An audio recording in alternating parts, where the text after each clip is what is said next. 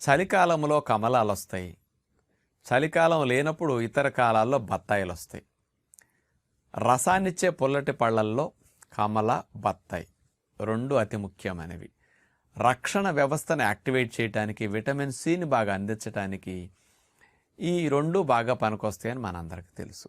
ఈ కమలాలు, బత్తాయిల్ని తీసుకుంటే, బత్తాయిలో 100 గ్రాములు తీసుకుంటే ఆ లోపల తినే ముత్యాలు ఏవైతే ఉంటాయి సుమారుగా 40-42 క్యాలరీలు ఉంటాయి. కమలాలు తీసుకుంటే 48 క్యాలరీలు ఉంటాయి 100 గ్రాములు. షుగర్ పేషెంట్స్ కానీ, కొలెస్ట్రాల్ తగ్గాలనుకునేవారు కానీ, ఎల్డిఎల్ బ్యాడ్ కొలెస్ట్రాల్ తగ్గాలనుకునేవారు కానీ, అట్లాగే హెచ్డిఎల్ గుడ్ కొలెస్ట్రాల్ పెరగాలనుకునేవారు కానీ, బ్లడ్లోకి ఫ్యాట్ ఎక్కువ అబ్జార్బ్ కాకుండా ఉండాలి, మన ఫ్యాట్ ఫుడ్ తింటున్నా ఈ ఫ్యాట్ బ్లడ్లోకి ఎక్కువ అబ్జార్బ్ అవ్వకుండా రక్షించుకుంటే బాగుంటుంది అనుకునేవారికి కమలాల్ని, బత్తాయిల్ని రసంగా త్రాగటం బదులుగా